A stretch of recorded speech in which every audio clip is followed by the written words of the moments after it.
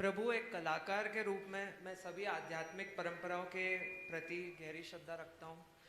महाराज जी, मैं आपसे मार्गदर्शन चाहता हूँ। यदि मैं अन्य धर्मों के देवताओं का चित्र बनाता हूँ तो क्या इसे जैन धर्म के भीतर उचित माना जाएगा, या फिर मेरी कला सिर्फ जैन मूर्तियों तक ही सीमित होनी चाहिए?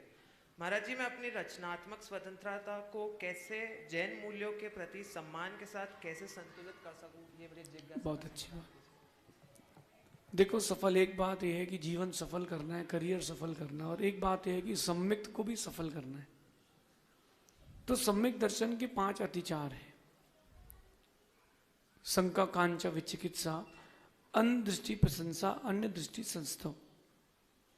तो ये भी कहीं ना कहीं अतिचार के रूप में आपको डुबा सकता है। तो मेरा आपसे कहना है कि अपनी कला का प्रयोग जहां आप चाहें वहां करें, लेकिन वीतरागता का पोषण होना चाहिए।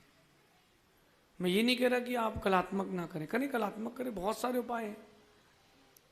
आप किसी जिनालय को स्केच करें या पेंट करें, उसको सजा दें, कोई बाधा नहीं है। लेकिन अपने निमित्त से कभी मिथ्यात्व का पोषण ना हो, इसका ध्यान रखना। यद्यपि मैंने कुछ नहीं कहा, आपने पूछा तो मैं बता रहा हूं, क्योंकि कोई पूछे तो बोलना चाहिए, नहीं पूछे तो नहीं बोलना चाहिए। अपने निमित्त से जिन शासन की प्रभावना होना चाहिए, हाँ, वो आपकी कला है, कला का प्रस्तुतिकरण है, लेकिन कहीं ऐसा नहीं हो जाए कि उसमें मिथ्यात्व का भी पोषण हो। आप एक अच्छे श्रावक हैं, अच्छे श्रावक के नाते आपको इस सब चीज़ों का ध्यान रखना चाहिए। अपनी कला का प्रयोग जिन शासन की प्रभावना में हो, लेकिन मिथ्यात्व के पोषण में ना हो, इसका भी ध्यान रखना। यहाँ किसी की अभिनय की बात नहीं है, हम किसी का अभिनय नहीं कर रहे। हम बात इतनी सी कर रहे हैं कि हम कहीं मिथ्यात्व की प्रभावना में निमित्त ना बन जाए। बहुत सारा क्राइटेरिया है अपने पास। जैसे आप स्टोन्स लगाते हैं, तो आप, जैसे आचार्य भगवान विद्यासागर जी हैं, तो उनकी बाल्यावस्था का एक चित्र लें, उनके हाथ में स्टोन का कंगन बना दें, तो वो चमक धमक के साथ वैराग वीतरागता को दिखा दें। ये बहुत सारे कॉन्सेप्ट हैं। कोई जिनालय ले लें, भगवान को ले लें कि जन्म हुआ था तो इतने तैयार सुंदर किया गया, सुमेरु में ले गए, फिर वैराग को वीतरागता की ओर ले गए।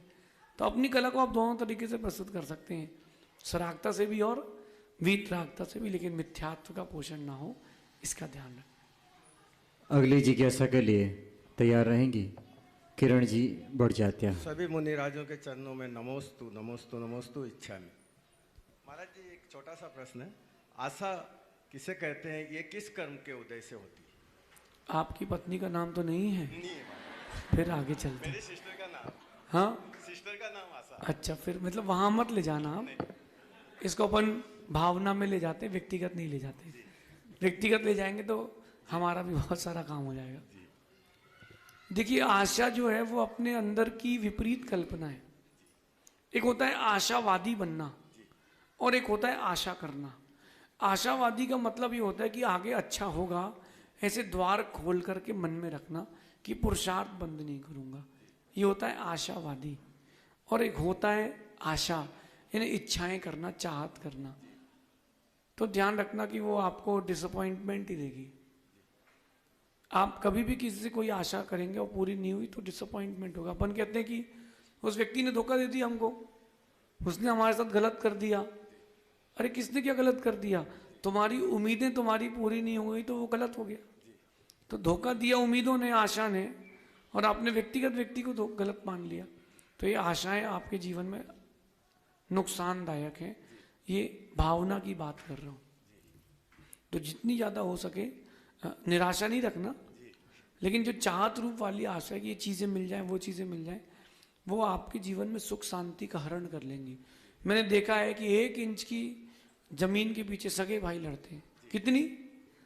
1 इंची। छोटा भाई कह रहा है बड़े भाई से कि भैया ऐसा करते हैं, अगर माना कि रजिस्ट्री में 1 इंची ज्यादा हो गए तो उसका जो भी है वो मैं दे देता हूं। नहीं नहीं, 1 इंची कम करो। उसने बोला भैया 1 इंच की जमीन में क्या फर्क पड़ेगा? बोले नहीं, 100 फीट गहरा मकान है, 10 फीट हो गया, 9-10 फीट का अंतर आ गया। बोले तो ये जीवन के लिए हानिकारक चीजें हैं। कंधा लगाने वाले कितने लोग आ रहे हैं, इस पर विचार करें, आशा करके कहीं अपन ऐसा ही नहीं कि अपने कंधों को छीन ले, ऐसा समझिए। अगली जिज्ञासा के लिए तैयार